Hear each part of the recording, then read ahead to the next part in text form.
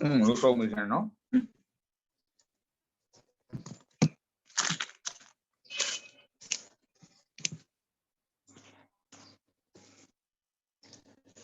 đa số cô này về thì bị đùa lại cho là gì sau lấy sẽ gì đâu nào test for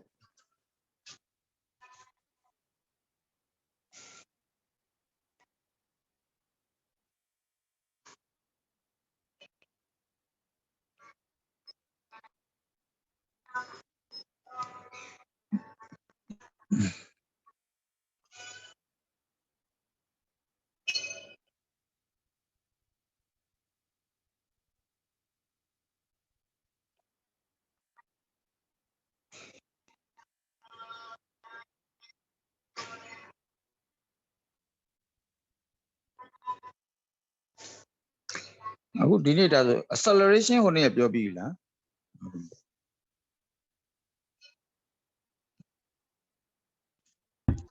Okay, trong đó thì shaded area thì xa đấy bức xạ đâu bị sao?ဟုတ်ပြီ shaded area ကနေရှာတဲ့ပုံစံဆိုတော့နားလေး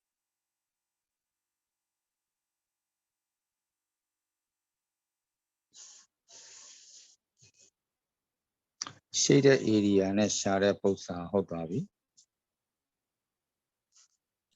Yeah, question 12 thì BY. 12ထိပြီးတာရှာလောက်မှာ12ထိပြီးပြီဆိုလို့ရှိရင်ဆရာတို့အခု acceleration နဲ့ပတ်သက်တဲ့ work example 5ကိုအရင်ဆုံးကြည့်မယ်နော် work example 5 an aircraft accelerates from 100 meter per second to 300 meter per second in 100 seconds ဘယ်လောက်ကနေဘယ်လောက်ထိချိန်သွားတယ်လဲ100ကနေ300ကိုတက်သွားတာဟုတ်ပြီနော်100ကနေ300ကိုတက်သွားတယ်ဆိုတော့ acceleration ရှာမယ်ဆိုရင်ဘာလို့လဲ initial velocity လို့မယ် final velocity လို့မယ်ပြီးရင် time လို့မယ်ဒီထဲမှာအကုန်ပေးထားပါတယ် initial ဆိုတာစဦးအလျင်ကိုပြောတာပါစဦးအလျင်ကသူစပြောထားတာ100လို့ပြောထားတယ်100 meter per second အဲ့ဒီကောင် u လို့သတ်မှတ်တယ် u equal to 100 meter per second initial velocity ပြီးတော့ v final velocity နောက်ဆုံးဘယ်လောက်ထိရောက်သွားလဲ300ထိရောက်သွားတယ်300 meter per second time က100 second ဒါဆိုရင် acceleration ရဲ့ပုံသင်နည်းကဘာလဲ v minus u by t final velocity တွေက initial velocity ကိုနှုတ်ပါ time နဲ့စားပါလို့ပြောထားတဲ့အတွက် final velocity 300တဲ့က initial velocity 100ကိုနှုတ်လိုက်တော့ change in velocity ထွက်လာတယ် change in velocity ကဘယ်လောက်လဲဆိုတော့100နဲ့300 change သွားတဲ့အတွက်ဂျားထဲမှာ change သွားတာ200ဖြစ်ပါတယ်အဲ့ဒါ200ထွက်လာအဲ့ဒီ change in velocity ကိုဘာနဲ့စားပေးရမလဲဆိုတော့ time 100 second နဲ့စားပေးရမှာစားလိုက်တဲ့အခါ acceleration ကဘယ်လောက်ထွက်လာလဲ2 meter per second square ဒါပဲဟုတ်ပြီနော်အဲ့ဒါတွက်တတ်မယ်နော်အဲ့ဒါလေးတွက်ရမယ်အဲ့ဒီမှာတစ်ခုရှိတယ်ပြောပြမယ် acceleration မှာ acceleration ပဲမဟုတ်ဘူးသူက deceleration ဆိုတာလည်းပြောသေးတယ် negative acceleration နော် negative acceleration ကဘာလဲဆိုတော့အရှိန်လျှော့အဲ့ဒါဆိုရင် initial velocity initial speed ဒီ final speed ထက်ဘာဖြစ်လဲများမယ်အရှိန်လျှော့တယ်ဆိုတော့အရှိန်လျှော့တယ်ဆိုတာများနေတဲ့အရှိန်ကနေနည်းသွားတာအဲ့တော့ initial speed ကို300ပေးမယ် final speed ကို100လို့ထားမယ်ဆိုရင်အဲ့ဒါအရှိန်လျှော့တာပြန်ဖြစ်သွားတယ်အရှိန်လျော့တယ်ဆိုလို့ရှိရင် final speed တွေက initial speed ကိုနှုတ်ပါလို့ပြောထားတဲ့အတွက်100တဲ့က300ကိုပြန်နှုတ်ရမယ်ရတဲ့အဖြေကအနှုတ်200ဖြစ်မယ်အဲ့လိုအနှုတ်200ဖြစ်ပြီးအဲ့ဒါကိုမှ100နဲ့ပြန်စားမယ်ဆိုလို့ရှိရင်100စက္ကန့်အတွင်းဖြစ်တယ်ဆိုတော့ time ကို100ထားမယ်ဆိုရင်100စက္ကန့်အတွင်းဖြစ်တယ်ဆို -2 meter per second square ဆိုပြီးထွက်ပါလိမ့်အဲ့လိုအနှုတ်နဲ့ထွက်တာအဲ့ဒါဘာလဲဆိုတော့ negative acceleration ဖြစ်တဲ့ deceleration မှာအရှိန်လျော့ခြင်းလို့ပြောလို့ရပါတယ်အရှိန်တိုးတာနဲ့အရှိန်လျော့တာမှာ initial ဒီ final ထက်နည်းရင်အရှိန်တိုးတယ် initial ဒီ final ထက်များရင်အရှိန်လျော့မှာဒါပဲသဘောပေါက်လားမသိဘူး ရပါဆရာ အဲ့ဒီတော့အဲ့ဒီပုံစံလေး work example 5ကိုတွက်ရမယ် work example 5ကိုဒီလိုလေးတွက်လို့ရပါတယ်သူ့ထဲရေးထားတာတော့ तू ကရှင်းပြထားတယ်အရှေ့ကြီးရှင်းပြထားလို့နော်လောလောကူတွက်လို့ရပါတယ်ဘယ်လိုတွက်မလဲဆိုတော့ပထမအဦးဆုံး u is equal to 100 meter per second ရေးလိုက်ပါ final velocity v is equal to က v equal to 300 meter per second time t is equal to 100 second acceleration is equal to v minus u by t equal to v က 300 minus 100 divided by 100 equal to 2 meter per second square ဒီလိုဖြစ်မယ် okay နော်အခုဆရာပြောသွားတဲ့ဥစ္စာကကြတော့ဒါကအပြင် example ဖြစ်ပါတယ် example လေးတစ်ခုပြောပြမယ် तू ကစာဦးအလင်က u က 300နဲ့စတယ်ထားပါတော့ v final velocity က 100 meter per second 200 meter 100 meter per second ဖြစ်သွားတယ် final velocity က 100 ဖြစ်သွားတယ် time ကတော့သူ့အတိုင်းပဲ100 second လို့ထားမယ်ဆိုရင် acceleration ရှာရင် a is equal to v minus u by t ဖြစ်တဲ့အတွက် v က100ပဲဖြစ်ပါတယ်အနှုတ်ဒီကောင်က300ဖြစ်ပါတယ်300နဲ့လာနေရနေပြီးတော့အရှိန်100ပဲရှိတော့တယ်လို့ပြောတဲ့သဘောပါအဲ့ဒါမျိုးတွက်မယ်ဆိုရင်အပေါ်ကအနှုတ်300တဲ့ကအပေါင်း100ကိုနှုတ်တဲ့အတွက်အပေါ်မှာအနှုတ်200ကျန်ပါမယ်အောက်က100ဖြစ်ပါတယ်ဒါကြောင့်မလို့ရတဲ့အဖြေဒီ -2 meter per second square ဒီလိုရပါလိမ့်မယ်ကြောင်းပြန်ပေးခဲ့ရင်အဲ့ဒီလိုတွက်လို့ရတယ်လို့ပြောပြတာဖြစ်ပါတယ် acceleration မှာအနှုတ်နဲ့ထွက်တာရှိပါတယ် minus နဲ့ထွက်ခြင်းဒီဘာလို့ခေါ်လဲ negative acceleration မြန်နေရနေနှေးသွားတယ်လို့ပြောချင်တဲ့သဘောပါဟုတ်ပြီနော်ကဲအဲ့ဒါလေးကူးထားလိုက်ပါလား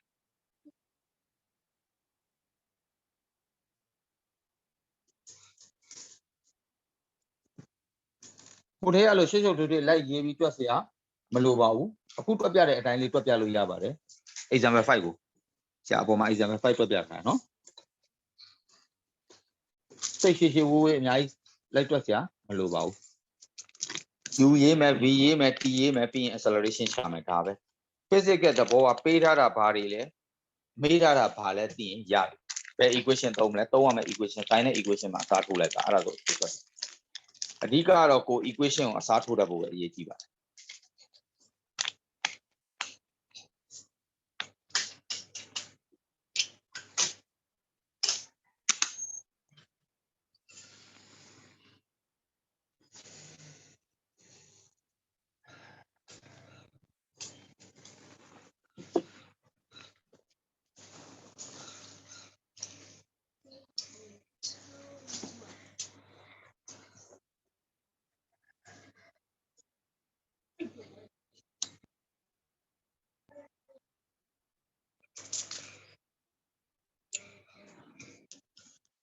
ဒါလေးပြီးရင်ပြောပါ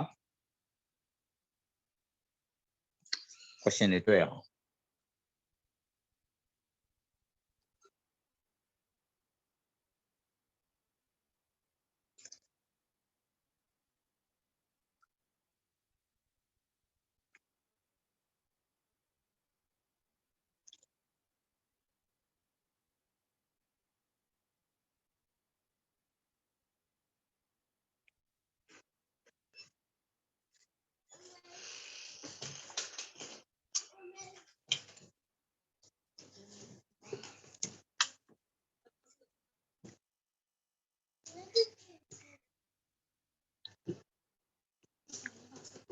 ရပါလားကိုပြီးပြီနော်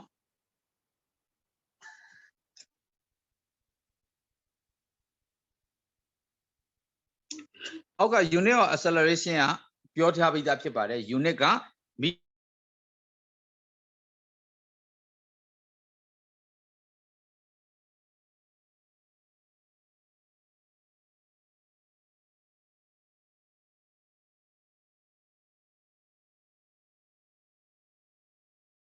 Yenia to do babe.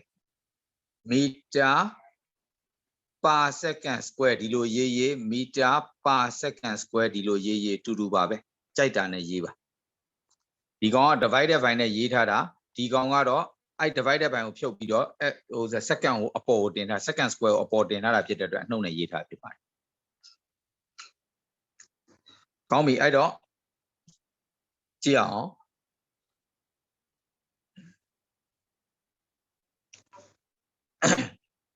Who do I but the thing would questions. Which of the following could not be a unit of acceleration? Acceleration unit, Mapian 9 have a hurry laid. Kilometer per second square. At acceleration unit bar, meter per second square, meter niyama, meter in yani balole, kilometer tet had a pipare, the acceleration unit of Yolo Yaba. Mile per hour divided by second. Arigon acceleration unit, Julo Mayaba, Babylon. Upon hour, almost second and beta. Now, kilometer per second, arale, acceleration unit, Mahoba. Meter per second square, at acceleration unit. I don't, Patama Udon Hane, Nauson Hane, acceleration unit. Mile per hour divided by second of your Hadadi, acceleration of Yolo Mayaulas or Yare, Tabime, 2 years, 2 inches of Bapian. Upon hour, Oga, second penny address, Julo Mayada. Mile per hour, Sura. Speak about it. I was second at the answer. I look pure at about it. I think on you so you look acceleration unit. That be kilometer per second to cool out you long one may out. I can't long one. Yeah. Mile per hour divided by second suraga. Upon mile per hour sura speaker, I'll got seconds or a timer. Speak of time and sign acceleration or yaba. That be me. Bahabi penniless or hour net second at penny. Hobby no? I'm a change a great cushy the Arabale. Our next second at Penny Luba. No other acceleration unit of Julode, Jabade. Atama Udon kilometer per second.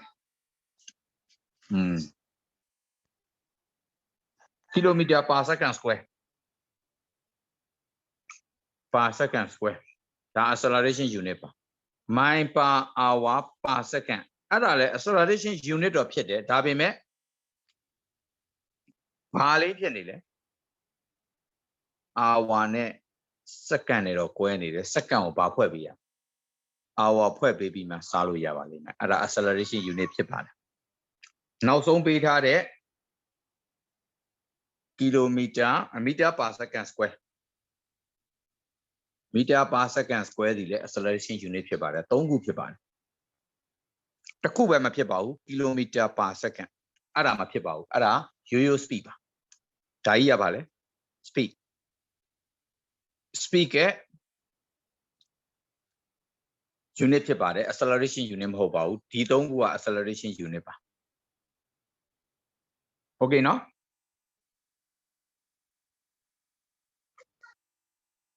I'll never stop on Pido Yamano.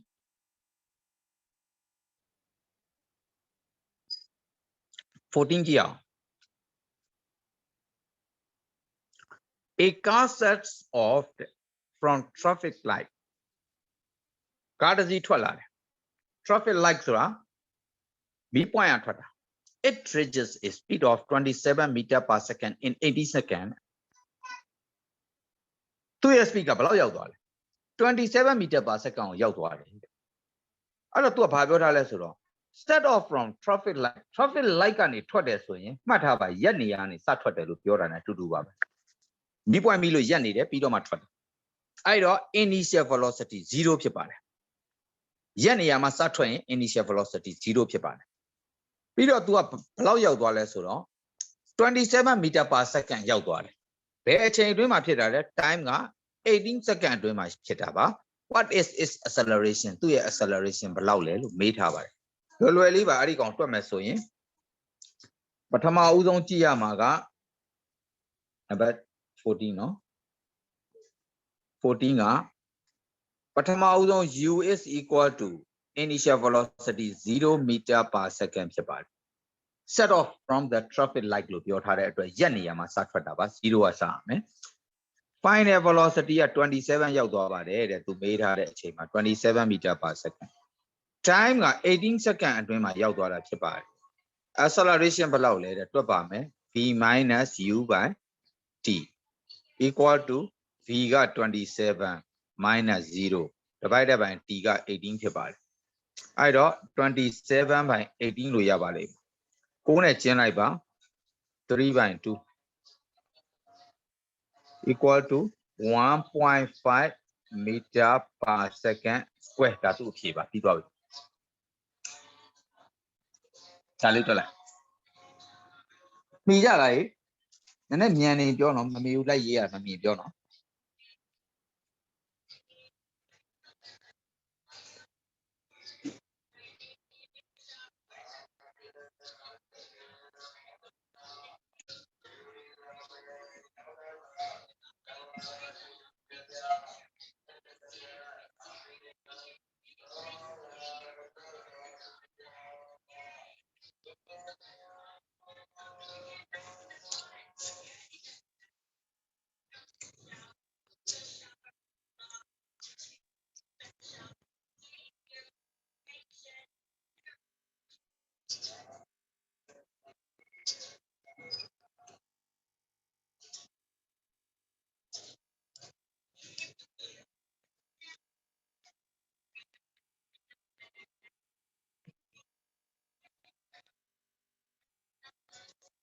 နားမလည်လိုက်တာရှိရင်လည်းပြန်မေးနော်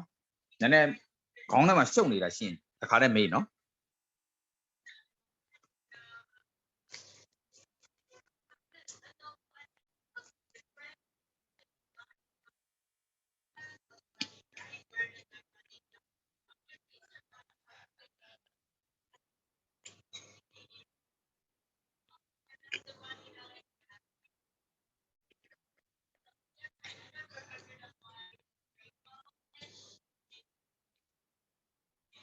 ကဲဟုတ်ပြီနံပါတ်14ပြီးတော့ပြီနော်နံပါတ်15ကိုသွားကြည့်အောင်15ကဘာပေးထားလဲဆိုတော့ a train ယထာတစ်စီးပေါ့ initial moving at 12 meter per second initial velocity ပေးလိုက်ပြီ u is equal to 12 meter per second speed up to 36 meter per second ဟော v ကိုပေးပြီ36 meter per second in 120 second t လဲပေးပြီ120 second what is the acceleration ရှာပေးပါတဲ့ကဲတွက်တတ်မလားတွက်တတ်ပါတယ် ဟေးတွက်လိုက် okay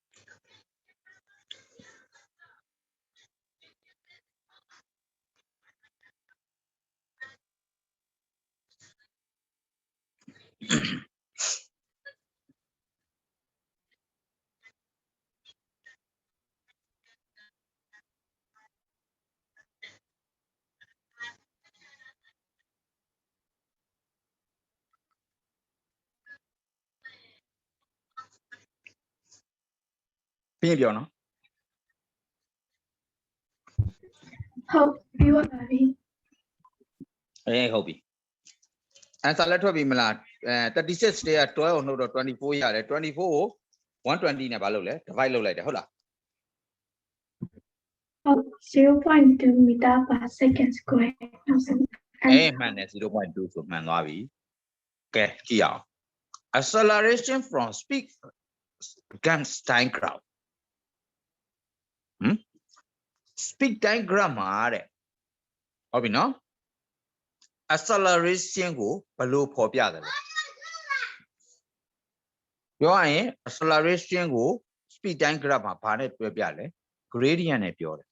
မှတ်ထားပါဟုတ်ပြီနော်မနေ့ကတော့ပထမနေ့တွေကဆွဲပြသွားဘူးလို့ပါပဲကြည့်အောင် acceleration ကို speed time graph မှာဆွဲပုံဆွဲနည်းကြည့်မှာအခုအဲ့ဒီ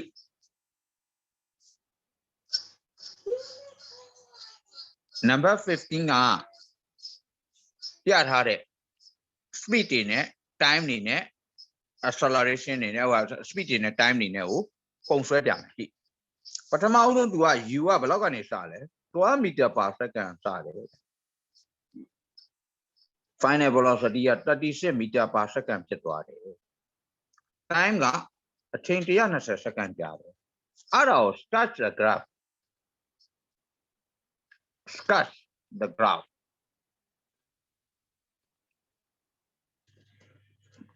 အကျန်းဆွဲကြည့်မယ်ပုံကျန်းဘယ်လိုဆွဲရမလဲကြည့်ပါအရင်ဆုံး vertical column နဲ့ horizontal column နဲ့နှစ်ခုဆွဲလိုက်ပါ perpendicular ကြမယ် vertical column ကို v meter per second လို့ပေးလိုက် horizontal column ကိုကြတော့ time second လို့ပေးပါဟုတ်ပြီနော်ကဲအခုဆွဲပြမယ်သူက initial speed ကဘယ်ကစတာလဲ12ကစတာတဲ့ initial speed က12ကစတာဒါတွဲပေါ့ final speed က36မှာပြီးသွားတယ်36အထိတက်သွားတယ်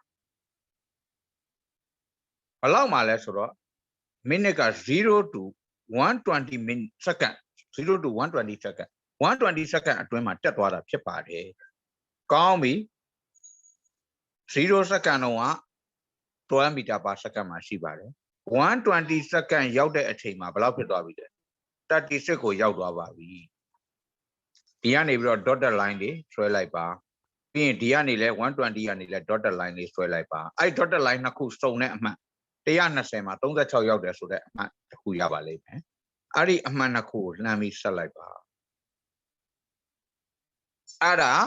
velocity time graph မှာအဲ့ဒီလို gradient နဲ့လာတယ်ဆိုလို့ရှိရင်အဲ့ဒါဘာလဲ acceleration ဖြစ်ပါတယ် acceleration ကိုဘာနဲ့ပြလဲ speed time graph သို့မဟုတ် velocity time graph မှာ gradient နဲ့ပြပါတယ်သို့မဟုတ် slope နဲ့ပြတယ်ဒါကြီးကို slope လို့လည်းခေါ်တယ် slope slope သို့မဟုတ် gradient gradient လို့လည်းခေါ်ပါတယ် short ဆောက်လို့ပြောတာပါ slope ဆိုတာနော်မင်းတို့လေကားတွေပါတက်တယ်တောင်ပေါ်တွေပါတက်တယ်အဲ့လိုမျိုးဆိုရင် slope ဘယ်လောက်မြင့်တယ်လဲဟုတ်လားအမှတ်ကြီးလားဒါမှမဟုတ်ခက်ပြေပြေလေးလားအဲ့ဒါကြည့်တာပါမတ်လေးပါဖြစ်လေလဲ steeper ပိုဖြစ်လေ gradient များလေအောက်ကို steeper နည်းလေ gradient နည်းလေပါပဲ steeper များလေ gradient များလေပါပဲဒီလိုရေပြင်ကြီးဖြစ်သွားပြီဆိုရင်တော့ zero gradient ဖြစ်သွားပါပြီ slope က0ပါအဲ့လိုအချိန်မျိုးမှာ acceleration လည်းမရှိတော့ပါဘူးအဲ့လို slope တက်နေမှာ acceleration ဖြစ်တာပါ slope မရှိရင် acceleration မရှိပါဘူးကောင်းပြီဒါဆိုရင်ဒါက acceleration positive acceleration negative acceleration ကြဘယ်လိုသွားမလဲတဲ့လွဲပါတယ်ဒီလိုပြန်ဆင်းသွားမှာပေါ့အဲ့ဒါ negative acceleration ပေါ့ deceleration လို့လည်းခေါ်ပါတယ် negative acceleration ဆိုတာအောက်ကိုပြန်ဆင်းသွားတာပါများနေရာကနေပြီးတော့ speed များနေရာကနေပြီးတော့ speed ပြန်ပြီးတော့နှေးသွားတာဖြစ်ပါတယ်အဲ့ဒါ negative acceleration positive acceleration ကစတဲ့အမှတ်ကနည်းမယ်ဆုံးတဲ့အမှတ်ကများမယ်အပေါ်ကိုတက်သွားမယ် negative acceleration ကြတော့စတဲ့အမှတ်ကများမယ်နောက်ဆုံးမှာအချိန်ကြာလေးအချိန်လျော့လေးဖြစ်ပြီးတော့အောက်ကိုကျလာမယ်အဲ့ဒါကို negative acceleration လို့ခေါ်ပါတယ် okay နော်ဒါ sketch ဆွဲပြတာပါဥပမာအခုအောက်မှာဘာပေးထားလဲဆိုတော့ကြည့်ပါ example တစ်ခုပေးထားတယ် table တစ်ခုပေးထားတယ် table ကနေပြီးတော့ဘာလုပ်ပေးရမလဲအဲ့ဒီအမှတ်တွေနဲ့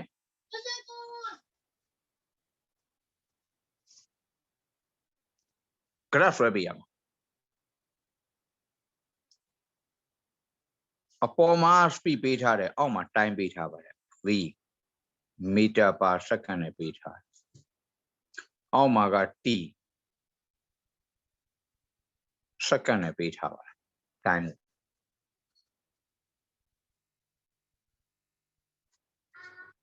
အဲ့တော့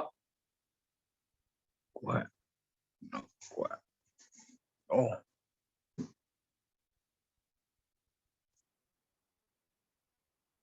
ဒါလောက်ဆိုရပြီဒီမှာ0 second ပြီးရင်10 second 20 second 30 second 40 second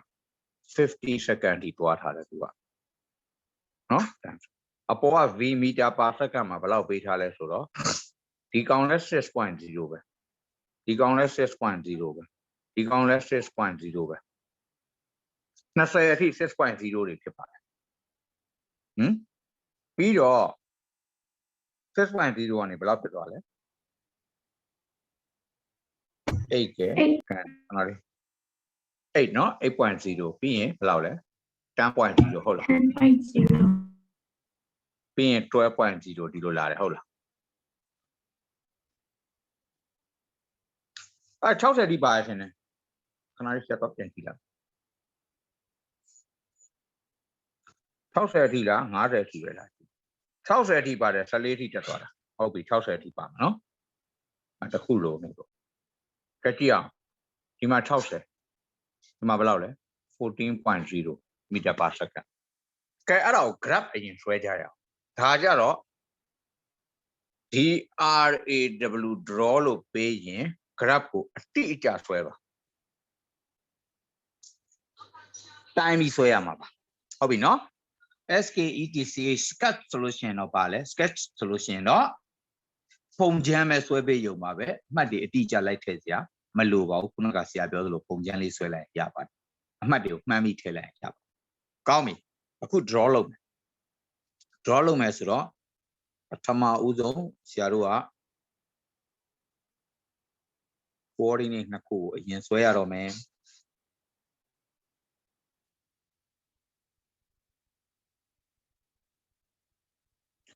ဒါလေးတွေကိုတစ်ခုချင်းကိုဒီပေးထားတဲ့အမှတ်ကလေးတစ်ခုချင်းစီကို1 cm စီထားပါဒီမှာ0 second ပါဒါက time second လို့ရေးပါဒီမှာက velocity meter per second ကိုရည်ညွှန်းတယ်လို့ရေးပါပြီးရင်ဒီမှာ30ဒီမှာ20 30 40 50 60ဟုတ်ပါပြီးရင်က meter per second မှာကြတော့6ကနေစတက်ထားတယ်14အထိသွားထားတယ်အဲ့တော့ဘလို့တက်သွားရင်ရလဲဆိုတော့1 cm ဒီထားရင်ထား cm တဝက်စီလည်းထားလို့ရပါတယ်2 4 6 8 10 12 14ဆိုပြီးဆရာထားလိုက်နည်းနည်းလေးအစိတ်သေးသွားတယ်နေရာလည်းရှိသေးတယ်ဆရာနည်းနည်းလေးပြန်ပြီးတော့ဟိုလုပ်လိုက်အစိတ်နည်းနည်းပြန်ကြည့်ပေးလိုက်နော်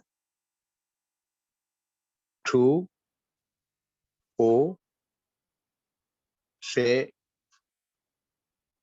8 10 12 14โอเคပါပြီဟုတ်ပြီနော်အဲ့တော့သူပေးထားတာ0 second မှာလဲ 6.0 ပဲ0 second မှာဟုတ်ပြီနော်0 second မှာ6ပဲဒါလေးကြတော့အပြာနဲ့ဖြစ်ဖြစ်အစိမ့်နဲ့ဖြစ်ဖြစ်ပြပြီ0 second မှာ6ပဲ10 second မှာလဲ6ပဲ10အထိပါလုပ်မလဲအဆက်ကလေးချတော့ပါ10 second မှာလဲ6ပဲ20 second မှာလဲ6ပဲဒီကနေလည်းဒီလိုအဆက်ကလေးလာပါဒီမှာ6ပဲ30 second မှာ8ဖြစ်သွားပြီ30 second နဲ့8နဲ့စုံတဲ့နေရာမှာမှတ်တမှတ်ချပါ ဟုတ်ပြီနော်ပြီးရင်40 second လို့က dotted line ကိုခေါ်နေပေးမယ်အမှတ်တွေနဲ့ရောကုန်မှာ dotted line ကိုဆရာအနည်းနဲ့ဆွဲပေးခဏလေး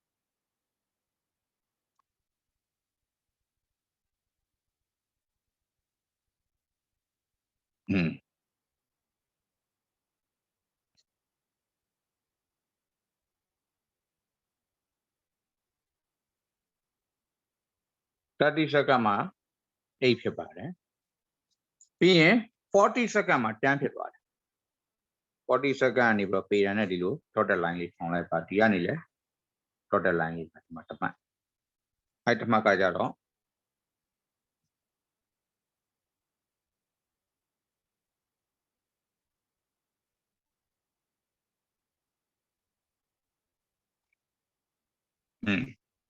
ပြီးရင်50 second 50 second မှာ12ဖြစ်ပါတယ်50နဲ့12နဲ့စုံတဲ့နေရာ60 second မှာ14ဖြစ်ပါတယ်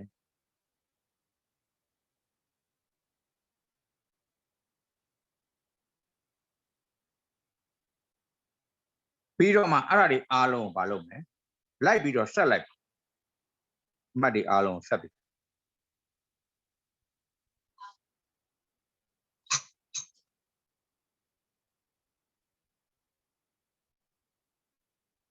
ထူးခြားချက်တစ်ခုပြောပြပါမယ်ဒီမှာစက္ကန့်တွေဒီအပေါ်လိုက်ကြည့်လိုက်စက္ကန့်30တက်တဲ့အချိန်တိုင်းမှာ speed က2ပဲတိုးသွားတဲ့အတွက်မြင်းဖြောင်းထွက်ပါတယ်တိုးတဲ့နှုန်းတူနေတဲ့အတွက်ဘာထွက်လဲမြင်းဖြောင်းပဲထွက်ပါတယ် constant acceleration ပဲထွက်ပါတယ်အဲ့ဒါ acceleration က constant ဒီလိုတက်သွားခြင်းဒီ acceleration constant မဖြစ်ဘူးဆိုရင်ဒီလိုတက်လိုက်ဒီလိုကျလိုက်ဒီလိုတက်လိုက်ဒီလိုပြေသွားလိုက်အဲ့လိုဖြစ်လိမ့်မယ် acceleration constant မဟုတ်ဘူးဆိုရင်အဲ့ဒီလိုဖြစ်ပါလိမ့်မယ်တက်လိုက်ကျလိုက်ရှိနိုင်တယ်လို့တစ်ခုကဒီလိုတက်တယ်နောက်တစ်ခုကကျတော့ဒီလိုတက်တယ်နောက်တစ်ခုကကျတော့ဒီလိုပြန်တက်တယ်နောက်တစ်ခုကဒီလိုတက်တယ်ပြီးရင်ပြန်ကျသွားတယ်ဒါမျိုးတွေဖြစ်နိုင်ပါတယ်အဲ့ဒါ non constant acceleration မှာဒီကောင်ကတော့တက်ရင်လည်းတောက်လျှောက်တက်သွားတယ်ဆင်းရင်လည်းတောက်လျှောက်ဆင်းတာမျိုးဖြစ်ရင် constant acceleration လို့ပြောလို့ရပါတယ်ပုံမှန်အတိုင်းအချိန်လေးတင်သွားတာ10 စက္ကန့်တိုင်း10 စက္ကန့်တိုင်းခြားသွားတိုင်းဘယ်လောက်တင်သွားလဲ10 စက္ကန့်ခြားသွားတိုင်းနော်10 စက္ကန့်ခြားသွားတိုင်း2 meter per second အချိန်တင်သွားပါတယ်ဒီမှာ2 meter per second အချိန်တင်သွားပါတယ်ဒီမှာလည်း10 စက္ကန့်ခြားတယ်2 meter per second အချိန်အဲ့လိုပုံမှန်တင်သွားတဲ့အတွက် constant acceleration ဖြစ်နေတာပါဟုတ်ပြီနော်တက်သွားတဲ့ပုံကပုံမှန်ပါပဲ10ကနေ10တက်တယ်10 စက္ကန့်ကြာတယ်10ကနေ12တက်ဖို့လဲ10 စက္ကန့်ကြာပါတယ်40နဲ့50 12ကနေ14ဖြစ်ဖို့လဲ10 စက္ကန့်ပဲကြာတယ်အဲ့ဒါ constant acceleration ပါဒါကြောင့်မလို့ပုံကဒီလိုထွက်ပါတယ်ဟုတ်ပြီနော်ကဲအဲ့ဒီပုံလေးဆွဲကြည့်ပါဦး graph ဆွဲထားအောင်ခက်တာတော့မခက်ပါဘူး math မှာလည်း graph တွေအများကြီးဆွဲနေကြတာပဲဒီကတွေ့ဆွဲကြည့်ပါ1 cm ယူနဲ့ထားပြီးတွက်လိုက်တာအပိုးလွယ်တယ် scale လည်းအများကြီးပေါ်တယ်မလို့ပေါ့ပထမ0 to 10 10 to 20ကလုံးဝမပြောင်းဘူးเนาะ6တေးပဲတွေ့လားအဲ့ဒီကောင်မှာအရှိန်တိုးတာလည်းမရှိဘူးရော့တာလည်းမရှိတဲ့အတွက်ဒီကောင်က constant speed လို့ခေါ်ပါတယ်ဘယ်နေရာကိုခေါ်တာလဲ constant speed ဆိုတာဒီเนาะ constant speed ခေါ်ရတဲ့နေရာဘယ်နေရာလဲဒီကနေဒီအထိကို constant speed လို့ခေါ်ပါတယ်အဲ့ဒီ constant speed မှာ acceleration မရှိပါဘူးဇယားမှာလည်းကြည့်လို့ရတယ် horizontal line မှာသွားတယ် constant speed မှာ acceleration ဒီ constant speed မှာမရှိပါဘူးဒီကောင်ကဘာခေါ်လဲ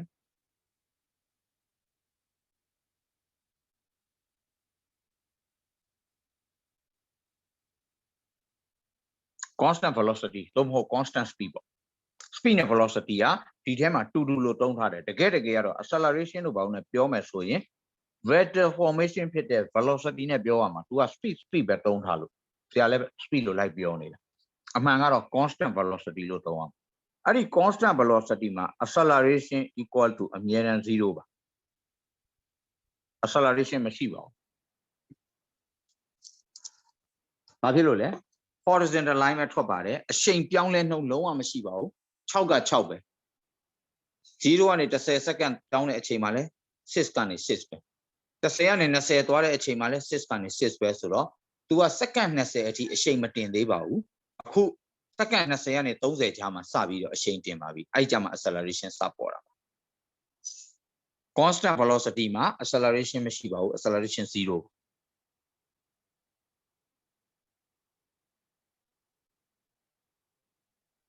ကဲဆွဲလိုက်ကြ ဆရာအဲ့ဆို constant acceleration ကဘယ်လိုမျိုးလဲပြင်ရှင်းပြပါလား constant acceleration ကြတော့ပုံမှန်လေးတက်သွားတာတမီးဒီမှာဆရာပြမယ်ဒီမှာ6ကနေ8ကိုတက်သွားတယ်ဘယ်လောက်တက်လဲတမီး2 meter per second မတိုးဘူးလားဟုတ်8ကနေ10ကိုတက်သွားတယ်ဒါလည်း2 meter per second ပဲတိုးသွားတာမဟုတ်ဘူးလားအတူတူတိုးသွားလားတိုးတဲ့နှုန်းကတူးနေတာပြီးတော့အချိန်ကိုလည်းကြည့်လိုက်အောင်ဒါမှ10 second ဒီမှာလည်း10 second ဒီမှာလည်း10 second ဒီမှာလည်း10 second 10 second ခြားတိုင်းဘယ်လောက်တိုးသွားလဲ2 meter per second 2 meter per second ပဲတိုးတာအဲ့ဒါလို့ဆိုရင်တိုးတဲ့နှုန်းကတူမနေဘူးလား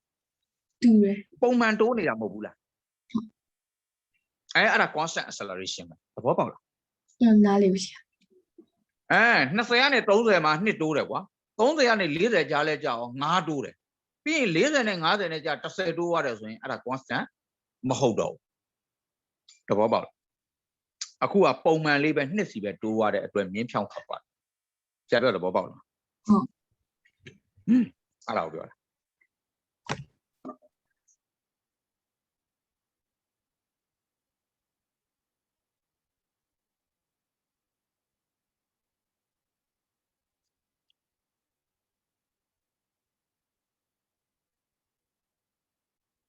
ကဲဆွဲလိုက်နော်ဆွဲပြီးပြောနော်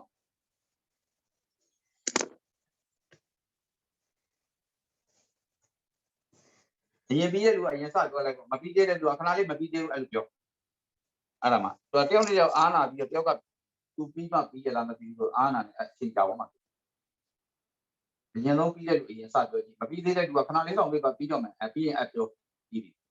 နော်အဲ့လိုဆိုအကုန်ညီသွားလိမ့်class လုံးနဲ့မှမဟုတ်တော့ကြာမမြင်ရဘူးပြင်ဒီလိုဒါတော့ပြီးရဲဆိုမှဆရာ7 second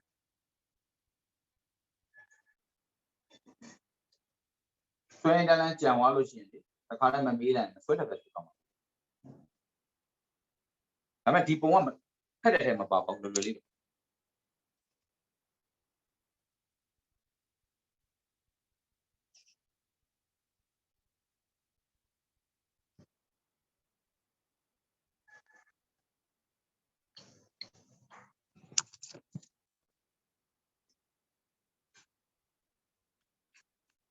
ဆရာစီကပုံလဲကြည့်ဆွဲလို့ရတယ်လို့ကိုထဲကဇရာကွက်ထဲကပုံလဲကြည့်ဆွဲလို့ရပါတယ်တူတူပါပဲနှစ်ခုလုံးဆရာတော့ဒီမှာနည်းနည်းလေးနေရာကျင်းတော့ကွာ scale ကိုသေးသေးစိတ်လိုက်လို့အဲ့သေးသေးစိတ်တဲ့ဟာငါတို့သမီးတို့ထဲမှာပါလဲ1 cm ထိထားလိုက်နော်ဆရာတစ်စိတ်ကို1 cm လို့သတ်မှတ်ပြီးအဲ့လိုက်ဆွဲလိုက်အဲ့ဒါဆိုဆွဲရလွယ်ဒါမှမဟုတ်လို့ graph paper ရှိတယ်ဆိုလို့ရှိရင်လည်း graph paper မှာ5စိတ်တစ်ခွက်5စိတ်တစ်ခွက်ရှိတယ်အဲ့5စိတ်တစ်ခွက်တစ်ခုစီကပါထားမှာ10 20 30 40 50 60ဟိုကလည်း2 4 6 8 10 12 14ဆက်အဲ့ဒီထားပါ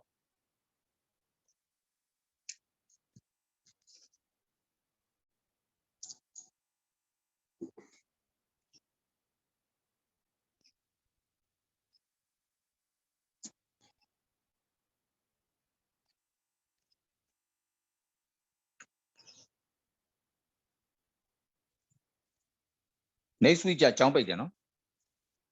တစ်ပတ်ပိတ်တယ်3ရက်ပေါ့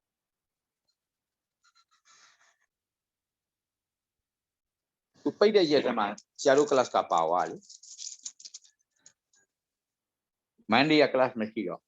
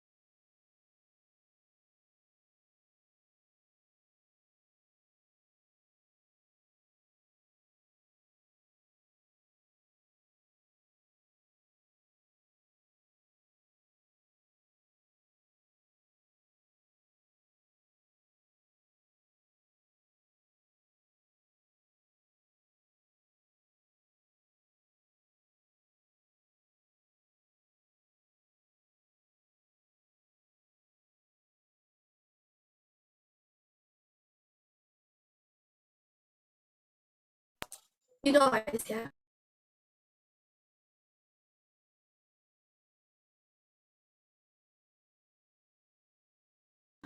ဟုတ်ပြီအဲ့ဒါကျန်တဲ့လူတွေလည်း okay တယ်နော်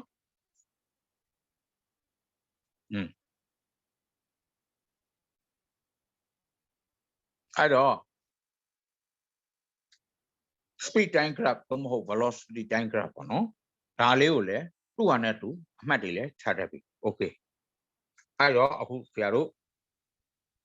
ပု္ပ္ပာကနေတစ်ဆက်ဆက်သွားကြည့်အောင် problems ကနေနော်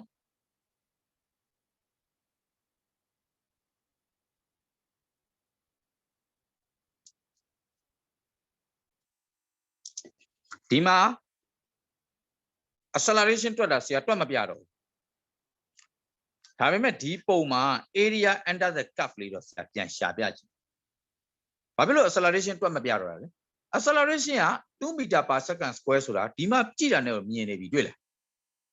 10 second တိုင်းမှာဘယ်လောက်တက်လဲ2 meter per second square တက်တဲ့အတွက်1 second မှာဆိုဘယ်လောက်တက်မလဲ 0.2 meter per second square တက်မှာပေါ့ဒါပဲဘောပေါက်လားပြောရရင်တော့ဒီလိုတွက်လို့ရတယ်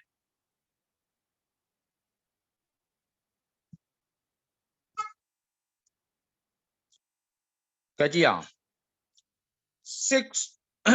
20 meter 20 second မှာ6 meter per second ရှိတယ်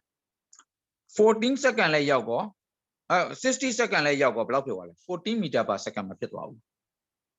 တက်သွားတာဟုတ်ပြီနော်အဲ့ဒါကိုအခုတွက်ပြဒီလိုတက်သွားတဲ့အချိန်မှာဒီနေရာမှာဘယ်လောက်လဲ20 second ဒီကောင်ကဘယ်လောက်လဲ6 meter per second ဒီနေရာဘယ်လောက်လဲဆိုတော့60 second အဲ့ဒီအချိန်မှာဒီဘက်ကဘယ်လောက်လဲဆိုတော့14 meter per second ဟောအချိန်ဘယ်လောက်ကွာသွားလဲကြည့်ပါဒီနဲ့ဘယ်လောက်ကွာသွားတယ်လဲဟောတက်သွားတယ် speed ကဘယ်လောက်ကွာသွားတယ်လဲကြည့်မယ်နော်အဲ့တော့ကြည့်အောင်စချင်း u ပေါ့ u is equal to 6 meter per second နေတက်ပါတယ် v is equal to ဘယ်လောက်လဲ14 meter per second ဖြစ်သွားတယ်အစအဆုံးကိုတွက်လိုက်တာပါ time ကဘယ်လောက်လဲဆိုတော့60တဲ့က20ကိုနှုတ်လိုက်ပါဘယ်လောက်လဲ40 second အဲ့တော့ acceleration ဘယ်လောက်လဲဆိုတော့ constant acceleration ဖြစ်တဲ့အတွက်20ကနေ30ကိုပဲတွက်20ကနေ40ကိုပဲတွက်30ကနေ50ကိုပဲတွက်20ကနေ60ကိုပဲတွက်ဒါပဲရပါလိမ့်မယ်အဖြေတူတူပဲထွက်ပါလိမ့်မယ်ဘာဖြစ်လို့လဲဒီပေါ်မှာပဲရှိတဲ့အတွက်အဖြေကတူပါတယ်ကောင်းပြီအဲ့တော့ v minus u by t ဆိုတော့14 minus 6 by 40ပေါ့14နဲ့6ကိုနှုတ်တော့8ဖြစ်ပါတယ်40ရပါတယ် equal to 0.2 meter per second square 10 second ကို 0.2 meter per second တိုးပါတယ်10 second ကို2 meter per second တိုးပါတယ် second 40ကြာတဲ့အခါမှာဘယ်လောက်တိုးပါလဲ second 40ကြာတဲ့အခါမှာဘယ်လောက်တိုးသွားတယ်လဲဆိုတော့ second 40ကြာတဲ့အခါမှာ8 meter per second တိုးသွားပြီဆိုတဲ့သဘောတက်ရောက်ပါတယ်ဒါကြောင့်မို့လို့1 second ကို 0.2 meter per second square ထွက်တယ်လို့ဖြေရတာပါ okay တယ်နော်ဒါဆိုတွက်တာနားလည်တယ်နော်ဟုတ်ကဲ့ဟုတ်ပြီကောင်းပြီအဲ့ဒီမှာအခုဆရာကစောစောပုံလေးကိုဒီမျိုးပြန်ကြည့်စောစောပုံလေးမှာ total distance ဆရာတို့ရှာကြရအောင် distance ဘယ်လောက်ရောက်သွားသလဲ area under the curve လို့ဆရာပြောထားဘူးတယ်ဟုတ်တယ်နော် distance ဘယ်လောက်အထိရောက်သွားသလဲရှာခြင်းဆိုရင်ခုနကပုံလေးကိုဆရာပြန်ကြည့်လိုက်မယ် area under the curve စုစုပေါင်းသူ distance ဘယ်လောက်ရောက်သွားသလဲဆိုတာကိုသိချင်ဘာကိုရှာရမလဲဆိုတာဆရာအခုဆွဲပြမယ်ဖြစ်နော်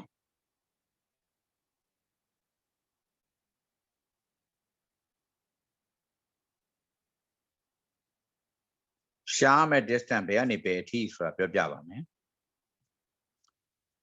distance ကိုသိချင်ရင် speed time graph မှာ area under the curve လို့ပြောထားတဲ့အတွက်အခုအဝါလေးနဲ့ပြလိုက်ပါမယ်ကြည့်ပါ sorry အဝါလေးနဲ့ပြပါမယ် area under the curveဆိုတာဒီ speed ဘက်ကို area မရှာရပါဘူး time ဘက်ကိုရှာရပါတယ်ဒီ area ကိုရှာခိုင်းတာအဲ့ဒီ area ကိုရှာရင်သူ့ရဲ့ distance ထွက်လာပါလိမ့်သဘောပေါက်လား acceleration တွားထားတဲ့ curve နဲ့ time နဲ့ရှိတဲ့ area ကိုရှာရတယ်အောက်ခြေ area ကိုရှာရတယ်အဲ့တော့အဲ့ဒီ area ကိုရှာဖို့အတွက်ကဆရာတို့ဓာတ်ရိုက်ရှာလို့မရဘူးကွာနှစ်ခုခွဲရှာမယ်ဆရာဒီလိုဖြတ်လိုက်မယ်အဲ့ဒီအပေါ်ကိုဘာလို့ပေးမလဲ area 1လို့ပေးပြီးအောက်ကို area 2လို့ပေးလိုက်မယ်အပေါ်မှာ area 1အောက်က rectangle ကို area 2အပေါ်က area 1က right angle triangle ဖြစ်နေပါတယ်ဘာဖြစ်လို့လဲဒီနေရာမှာ right angle ရှိလို့ right angle triangle ဖြစ်နေပါတယ် area 2ကကျတော့ rectangle ဖြစ်နေပါတယ်၄တောင်ပုံစံရှိပါတယ်စတုဂံပုံရှိပါတယ်အဲ့ဒီကနေတွက်ပြီးအဲ့နှစ်ခုပြန်ပေါင်းမယ်ဟုတ်ပြီနော်အဲ့တော့ပထမ area ကိုအရင်ဆုံးကြည့်ပါ area 1 distance က half into base into height လို့တွက်ရမှာအဲ့တော့ base ကပဲဟာလေ half into base ကဒီကောင်ဖြစ်ပါတယ် height ကဒီကနေဒီအထိဖြစ်ပါတယ်14နဲ့6နဲ့ကြာဥစ္စာ height ပါအဲ့တော့ height ကဘယ်လောက်လဲဆိုတော့14ရဲ့6ကိုနှုတ်လိုက်ရှစ်လို့ရပါတယ်ဒီကောင်လည်းတွက်ကြည့်ရင်20ကနေ60ဆိုတော့60တဲ့ကဘာနှုတ်မလဲ20ကိုနှုတ်လိုက်ဘယ်လောက်ရမလဲ40ရအဲ့ဒါကြောင့်မလို့အပေါ်ဘက်က area 1ရဲ့ distance 1ကဘယ်လောက်လဲ half into 40 into 8လို့မရဘူးလား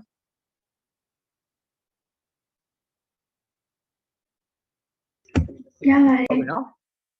area 1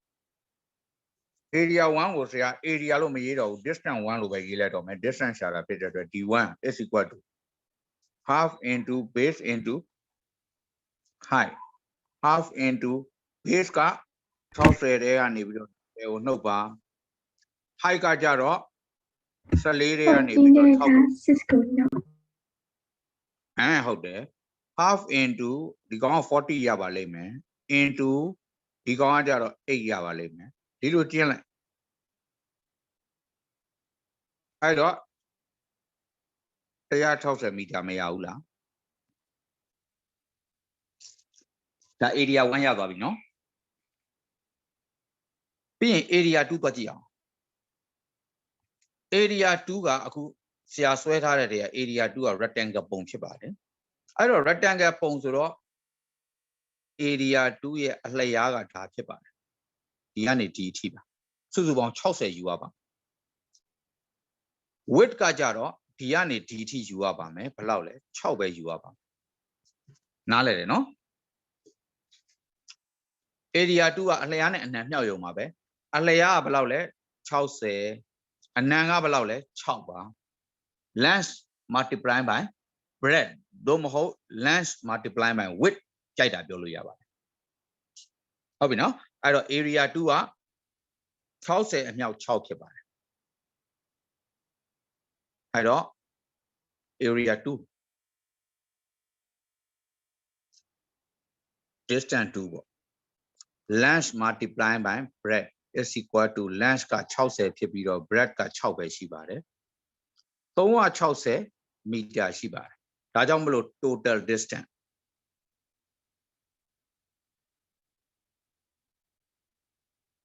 equal to 160နဲ့360နဲ့ပေါင်းပါ920မီတာရပါတယ်ပြီးသွားပြီအဲ့ဒါ area ရှာတာပါ area ရှာပြီးတော့ distance ဘယ်လောက်ရောက်သွားသလဲဆိုတာရှာတာဖြစ်ပါတယ်ကဲတွက်လိုက်ပါနားလည်တယ်နော်ဒီဟာနားလည်ပါတယ် ပုံကဓာတ်ရိုက်ရှာဖို့ခက်တဲ့အတွက်ပုံနှစ်ပိုင်းပိုင်းပြီးတော့ကိုသိတဲ့ပုံစံနည်း geometry ပုံစံနည်းနဲ့ထည့်ပြီးတွက်လိုက်တာဖြစ်ပါတယ်ပုံကြိုက်တယ်လို့ပိုင်းလို့ရတယ်ပုံက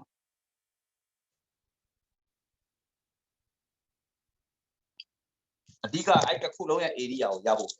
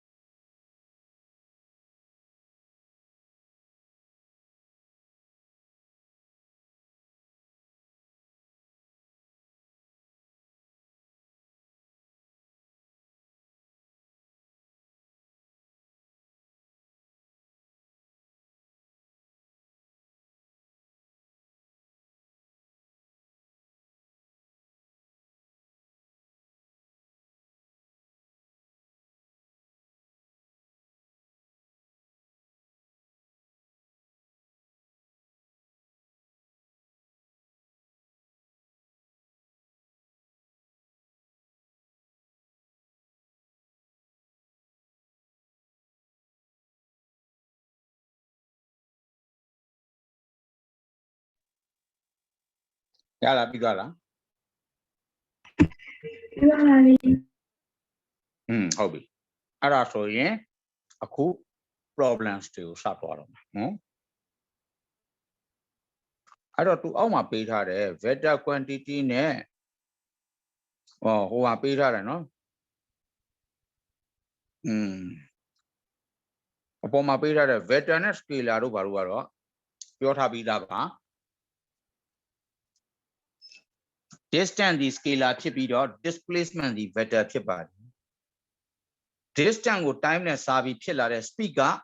scalar ဖြစ်ပြီးတော့ displacement ကို time နဲ့စာပြီးဖြစ်လာတဲ့ velocity ရပါလဲ vector ဖြစ်ပါတယ်အဲ့တော့ velocity ကို time နဲ့ပြန်စားတဲ့ acceleration ကလည်းပါပဲ vector ပါပဲ acceleration ဒီလည်း vector ပါ velocity ဒီလည်း vector quantity ဖြစ်ပြီးတော့ speed က scalar ဖြစ်ပြီးတော့ distance ကလည်းတွက်ထားတာဖြစ်ပါတယ် distance က scalar ဟုတ်ပြီနော်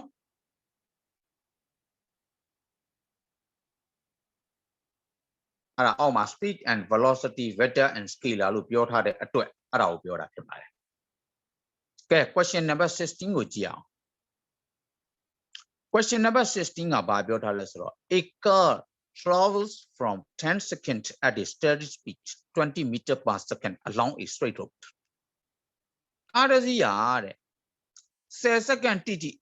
ဘယ်လောက်နဲ့သွားလဲ 20 meter per second နဲ့သွားလိုက်ပါတယ် The traffic light ahead changed to red. Oh, သူရှေ့မှာဘာမြင်ပြီလဲ ahead ဆိုတာရှေ့မှာမြင်တာသူရှေ့တဲ့မှာ traffic light ကဘာဖြစ်လဲအနီရွာတယ်မီးနီရွာတယ် and the car slowed down with a constant deceleration. Oh, ကားကို brake နင်းပြီးတော့ဖြည်းဖြည်းချင်း constant deceleration ပုံမှန်အရှိန်လေးနဲ့ရပ်လိုက်ပါတယ်အရှိန်ချပြီးတော့ so that it halted after a further 8 seconds. နောက်ထပ်6 second ကြာတဲ့အခါမှာသူရပ်သွားပြီဟုတ်ပြီနော် draw a speed against time graph to represent the car's motion during 18 second describe အဲ့ဒီ18 second အတွက်ကိုဘာလုပ်လဲပုံဆွဲပေးပါတဲ့ပြောတာ draw ဆိုတာတိတိကျကျဆွဲပေးခိုင်းတာနော် draw နော် sketch မဟုတ်ဘူးနော်ကောင်းပြီကြည့်အောင်အဲ့တော့ဆရာတို့စဆွဲမယ်Number 16 ရဲ့ A ကိုစဆွဲမယ်လာတာ20 meter per second ကနေ10 second တိတိလာတယ်လို့ပြောထားတယ်ပြီးတော့မှ18 second အဲ့တော့ဒါပေမဲ့အမှန်ကတော့ဒီကောင်က draw လို့ပေးထားပေမဲ့ကြံတဲ့ဟိုဟာတွေမလိုပါဘူး0 to 1 2 3 4 5ဒါမျိုးတွေမလိုပါဘူးတကယ်လို့ထည့်ခြင်းလဲလွယ်လွယ်ကူကူထည့်လို့ရအောင်ဆရာဒီကဆွဲပေးပါမယ်ကြည့်အောင်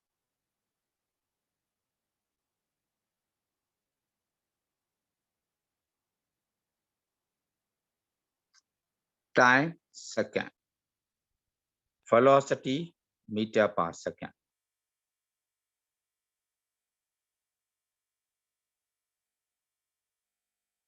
ဟုတ်ပြီနော်10 second ပြီးတော့18 second လို့ပြောထားအဲ့တော့18အထိရောက်ဖို့အတွက်ဆိုလို့ရှိရင်18 second ဖြစ်ဖို့အတွက်ကဘယ်လိုလုပ်ရင်ရမလဲဆိုတော့9 10 15 20သွားလို့ရပါတယ်ဟုတ်ပြီနော်9 10 15 20 second 20 second ရဲ့ဒီက2စိတ်အလိုမှာဘယ်လောက်လဲ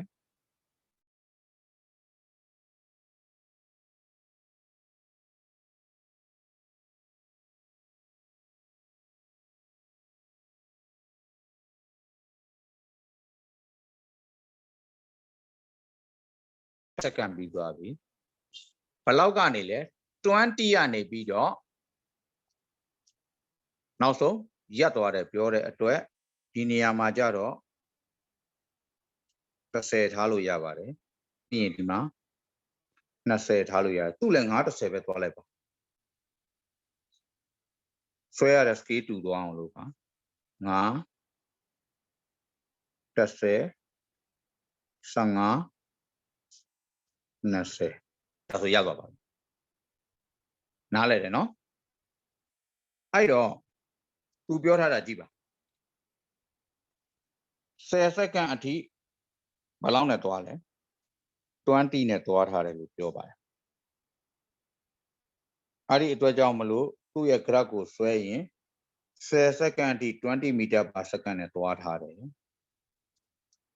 ပြီးတော့ရှေ့မှာမီး point ကိုမြင်တဲ့အခါ8 second အတွင်းဆိုတော့10နဲ့8နဲ့ပေါင်းတော့18 second ပေါ့18 second ရောက်တဲ့အချိန်မှာကားကရပ်သွားတယ်လို့ပြောပါတယ်ဒါကြောင့်မလို့ sorry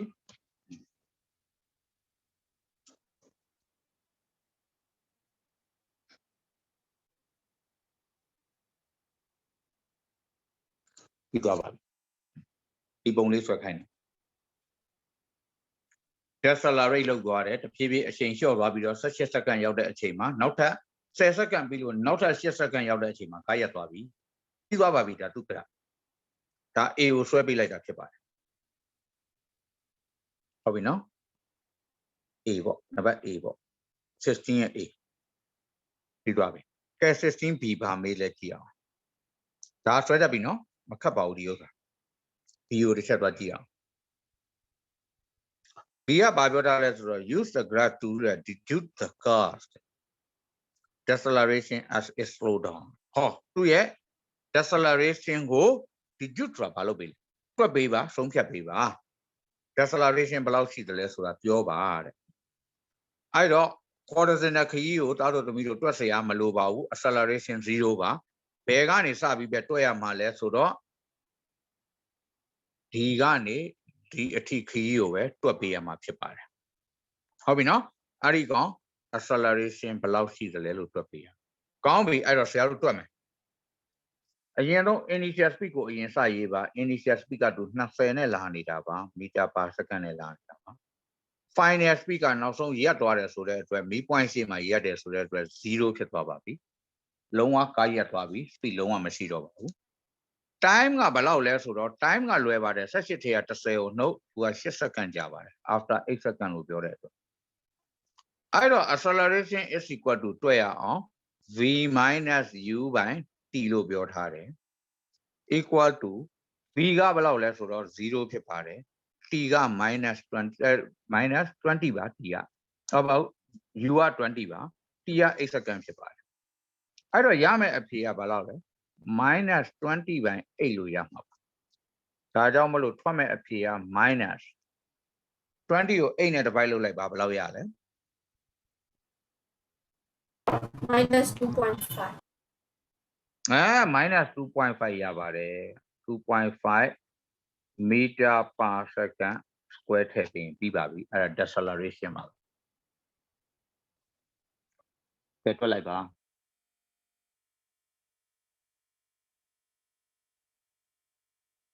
ပုံလဲဆွဲတစ်ခါတည်းတွက်နော်ပြီးမှ C တွက်စပ်ပါ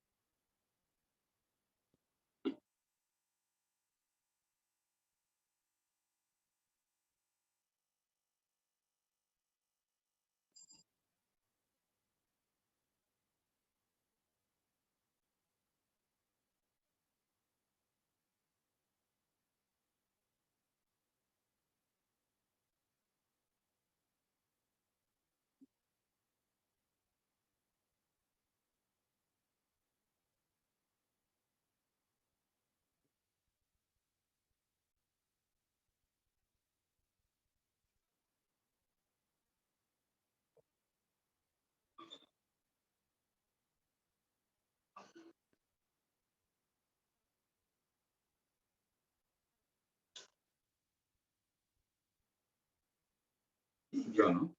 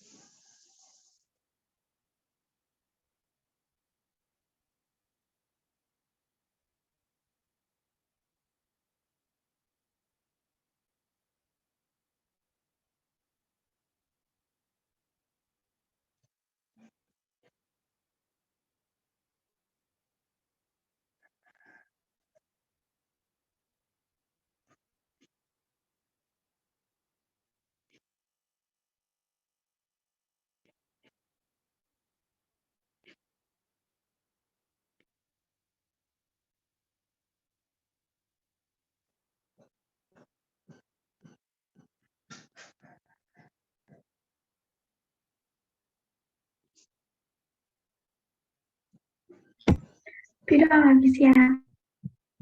ဟုတ်အဲ့တော့နံပါတ်3ဆက်ကြည့်အောင်နံပါတ်3ဗာမေးထားတယ်ဆိုတော့ use the graph to deduce the how far the car traveled during the 18 second describe အဲ့ဒီ18 second မှာစုစုပေါင်း car distance ဘယ်လောက်သွားတယ်လာပြီ area under the curve လာပါပြီအဲ့ဒါကိုဆရာတွက်မယ်တွက်မယ်ဆိုတော့ဒီစာမျက်နှာမှာပဲတွက်ချင်တဲ့အတွက်အောက်က b ကိုဆရာဖြတ်လိုက်မယ်ရတယ်နော်ပူပြီးသားနော်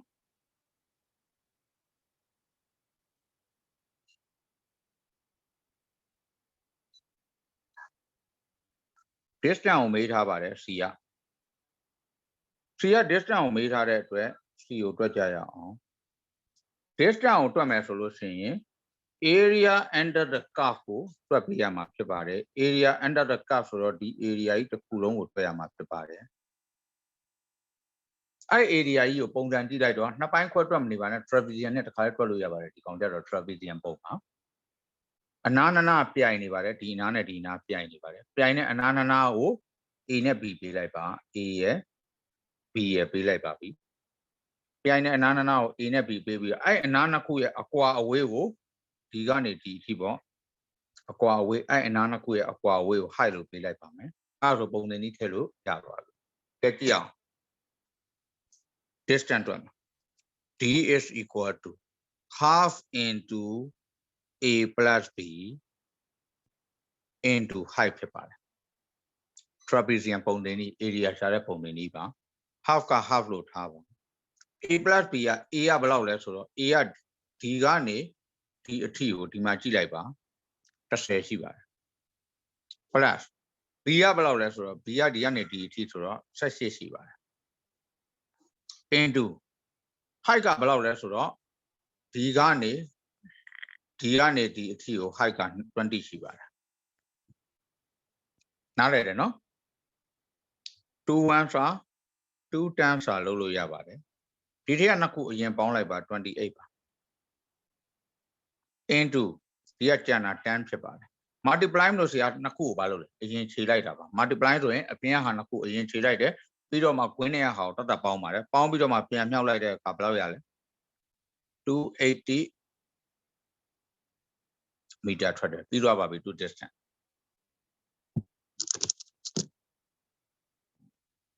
distance ဒီ280မီတာထွက်ပါတယ်စုစုပေါင်း total distance ကိုသွားခဲ့တာ280ရောက်ပါ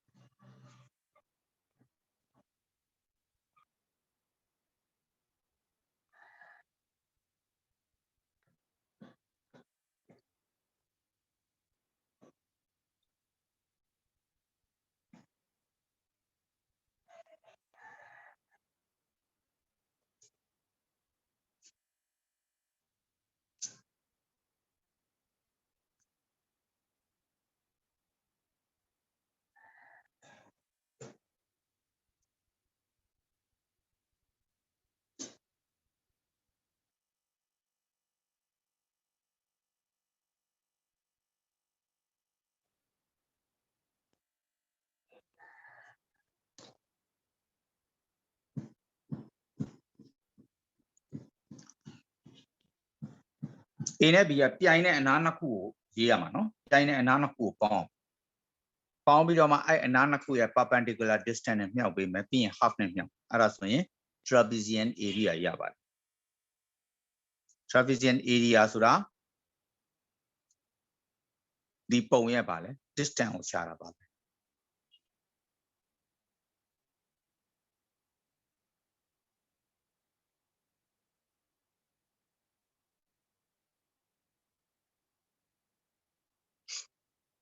ရပါလား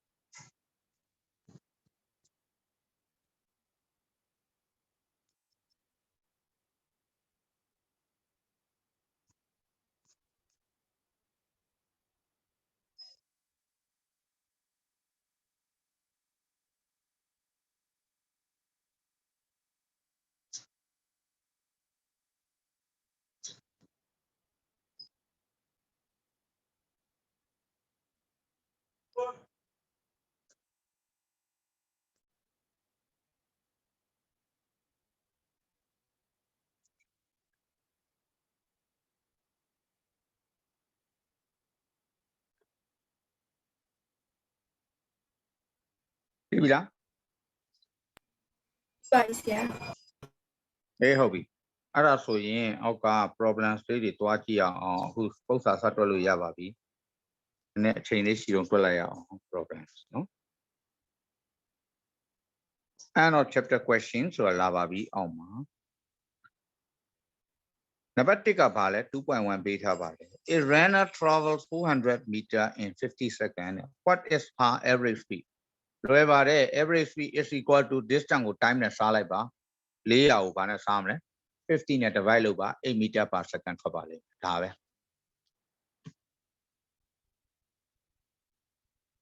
စုပေါင်းမီတာ400ကိုစက္ကန့်50နဲ့ပြေးထားတယ်ဆိုတော့ distance divided by time average speed ထွက်သွားပါပြီ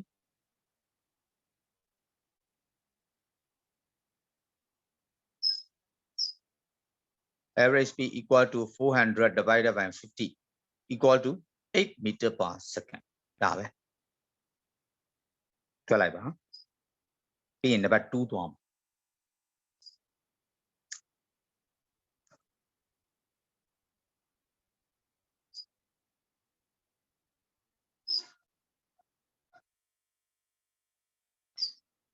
Figure 2.16 represents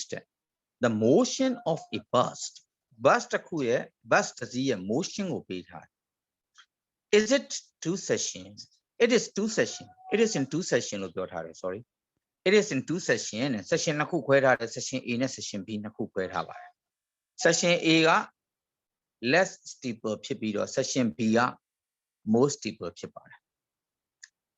A and B ဆိုပြီးပေးထားတယ် What can you say about the motion of the bus during these two sessions? အဲ့ session နှစ်ခုအတွက်မင်းဘာပြောနိုင်သလဲ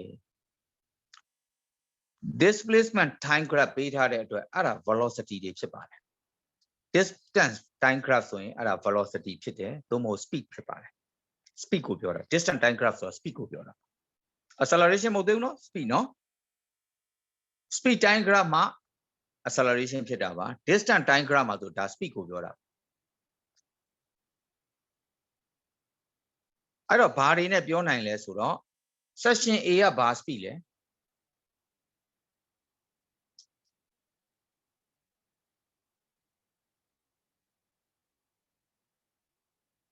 section A က speed ကနည်းမှာပေါ့ section B က speed ပို့ပြီးတော့မြန်မှာပေါ့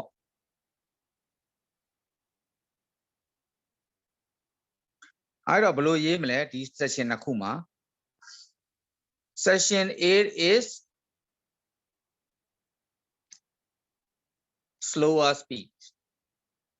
section B is faster speed ပေါ့ဒါပဲ speed နည်းတယ်များတယ်ပေါ့ဒါမှမဟုတ် section A is less speeds than section B ဒါပဲ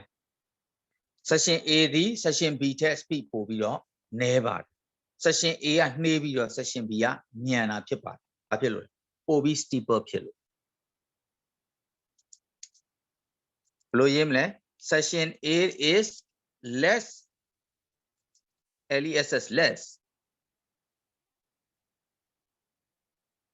less speeds than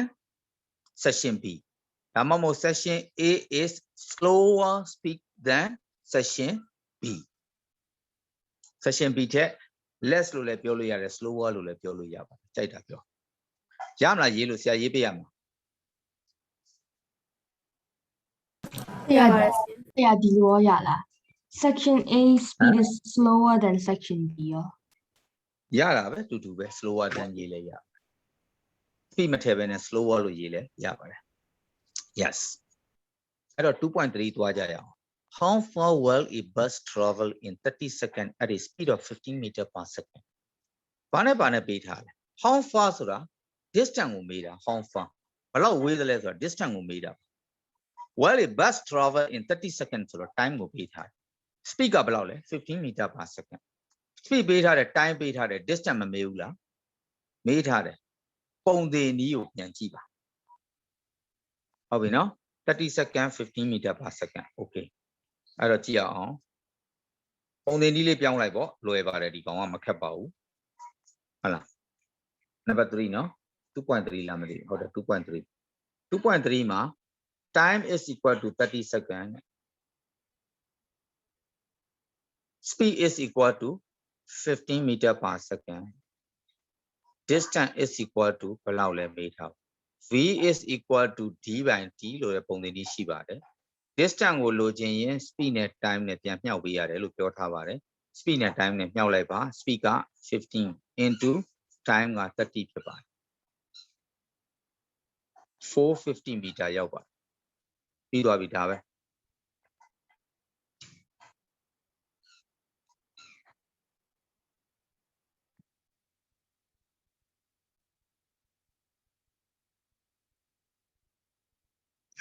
तू က V ရဲ့ D ရဲ့ T ရဲ့ 3ခုရှိတဲ့ထဲမှာ2ခုသိရင်ကျန်တဲ့တစ်ခုတွက်လို့ရတယ်3ခုရှိလို့2ခုသိရင်ကျန်တဲ့တစ်ခုကိုတွက်လို့ရပါတယ်သင်္ချာ equation နဲ့တွက်ပါ math equation ဆရာပြော2.2ဆိုဆရာဘယ်စာမျက်နှာဟာ ဝေးစာမျက်နှာဒီထဲမှာဆိုလို့ရှိရင်ဒါဟိုက end of chapter question ရောက်သွားပြီလေဒါ ဟုတ် အဲ့ဒါစာမျက်နှာဒီထဲမှာဆို24ပေါ့24 page 24တကယ်လို့ PDF မှာဆိုလို့ရှိရင်33လို့ပေးထားတယ် end of chapter question ဆိုပြီးတော့ဟိုစောစောကတွက်ခဲ့တဲ့ပုံစံတွေရဲ့အောက်မှာပဲလေဒါ summary ဆိုတာတွေ့လား summary ဆိုတာတစ်ခုလုံးရဲ့အချုပ်ပေးထားတဲ့ဟာ summary တွေ့လား ဒါတွေ့ရအမှဟို end of chapter question တွေကောင်းစင်နေတာတွေ့ အဲ့မှာ 2.1 2.2 ဆိုပြီးအောက်မှာပေးထားတယ်လေ ဟုတ်တယ် သားကောင်းတယ်မတူဘူးလားတူလားဒါဒီကောင်က addition မတူတဲ့စာအုပ်တွေရှိတယ်နော်ဒီဟိုလေသားတို့ဟိုဗာလဲ IGCSE 23အဲ့ဟိုဗာလဲ Viber မှာ group ရှိတယ်လေအဲ့ group ထဲမှာသူချပေးထားတဲ့ဥစ္စာကို download လုပ်လိုက်တာသူချပေးထားတဲ့ဟိုရှိတယ် 123.6 megabyte ဆိုပြီးပေးထားတဲ့စာအုပ်ရှိတယ်လေအဲ့ဒီစာအုပ်နဲ့တွဲကြည့်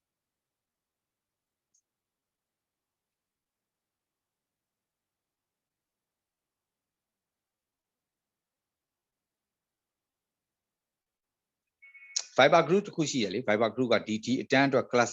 ဘယ်ကို join ပါညာပေးထားတဲ့ Viber အဲ့ထဲမှာသူစာအုပ်ချထားတဲ့ PDF file အဲ့ PDF file download လုပ်လိုက်တာဒီကောင်က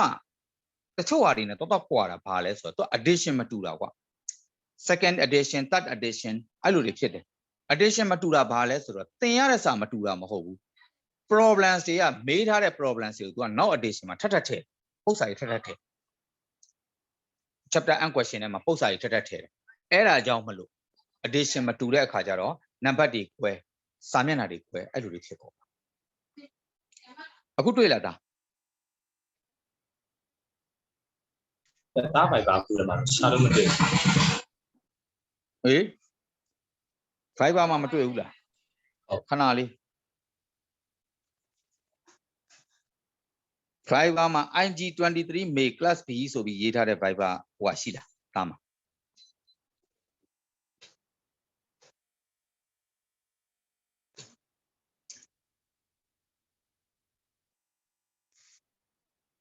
IG23 May class B ဆိုပြီးရေးထားတဲ့ Viber group တစ်ခုရှိတယ်လေအဲ့ထဲမှာဒါတို့ဟိုဟာသူဟိုဟာတွေပါပေးထားတယ် physics တို့ math A တို့ math B တို့ chemistry တို့ဘယ် channel တွေကို join ပါလို့ပေးထားတယ်လေ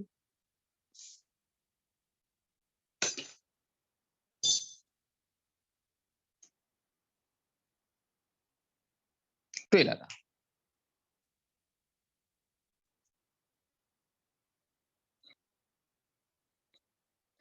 meeting ID နဲ့ passcode တွေပေးထားတဲ့ Viber group လေအဲ့ထဲမှာ meeting ID နဲ့ passcode တွေရဲ့အောက်မှာပဲဟာလေအဲ့ဒီစာအုပ်ကို PDF file ချပေးထားတယ် IGCSE physics PDF ဆိုပြီးတော့ 123.6 megabyte ဆိုပြီးပေးထားတယ်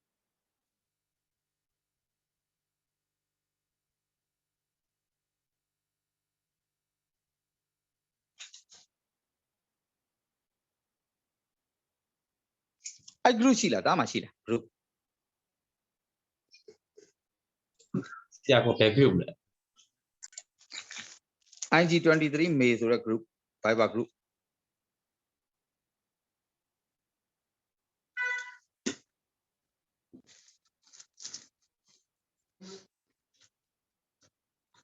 ဟုတ်ရှိရဆရာ အဲ့ group ထဲမှာပဲပေးထားတယ်အခုဆရာပြန် share ပေးလိုက်မယ်ဒါတစ်ခါထပ် share ပေးလိုက်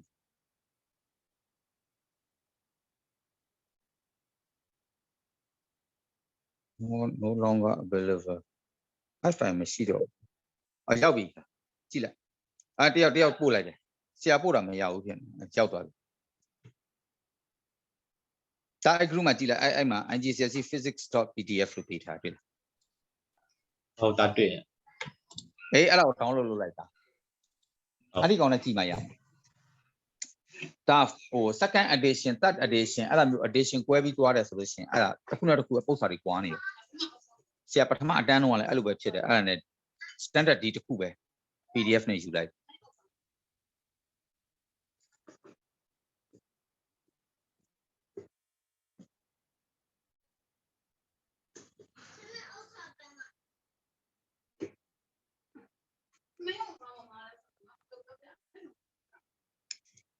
နော်အဲ့မှာကြည့်လိုက် okay အဲ့ဒီမှာဆိုရင်ဒါဟိုဟာ page 24 page 24ကိုကြည့်လိုက်နော်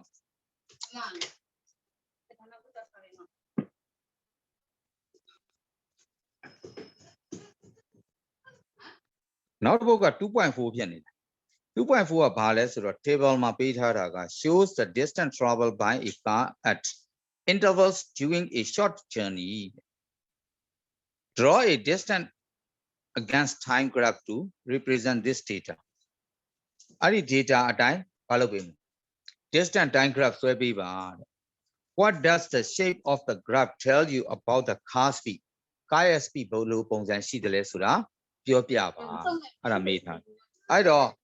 တောက်သမီးတို့ဘာဆွဲကြည့်ရမလဲကိုယ်တိုင်ဒါလေးကိုဆွဲကြည့်ပေါ့ဆွဲတာလဲလွယ်လွယ်လေးပါဘာထားမလဲ vertical မှာဘာထားမလဲ distance ထားမယ် horizontal မှာဘာထားမလဲ time ထားမယ်နော် horizontal time မှာ0 10 20 30 40ဆိုပြီးတော့1 cm စီထားသွားပါ vertical မှာကျတော့0 200 400 600 800ဆိုပြီးတော့1 cm စီထားသွားပါပြီးရင်အဲ့ဒါကို graph ဆွဲကြည့်လိုက် graph ကမြင်းဖြောင်းထွက်ပါလိမ့် straight line ထွက်ပါလိမ့်ဆွဲတတ်မလား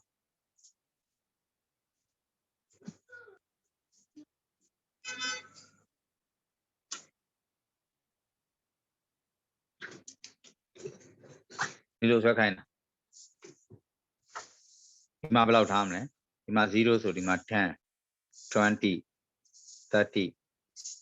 40 time second ပြီးရင်ဒီမှာ distance meter ပေါ့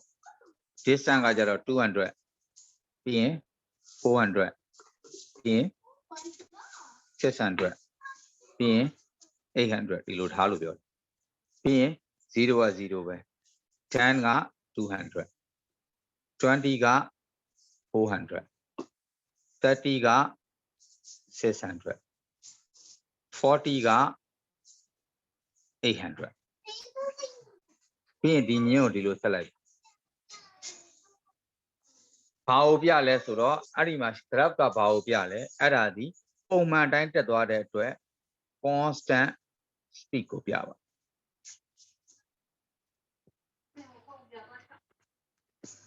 အဲ့တော့ the graph show ဘာဖြစ်လဲ constant speed ပေါ့ပြီးသွားပြီဒါပဲ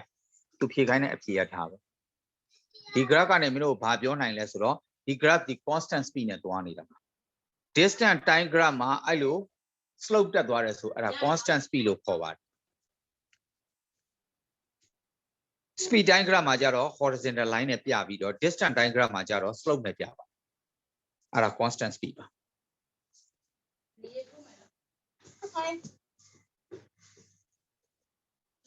ဟုတ်ပြီနော်အဲ့ 2.4 ပြီးရင်ဒီနေ့ဒီမှာရက်ထားလိုက်ပါမနေ့ဖန်ကြရင်ဆက်ပါမနေ့ဖန်ကြရင်ဒီပု္ပ္ပစာဆက်ပါနော်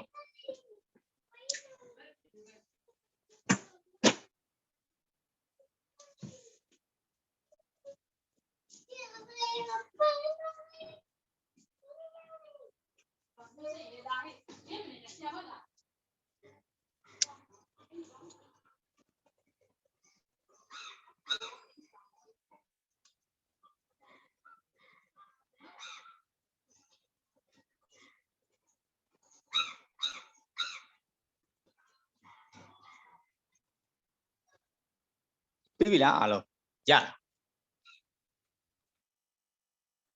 ပြီးပါပြီဆရာ Okay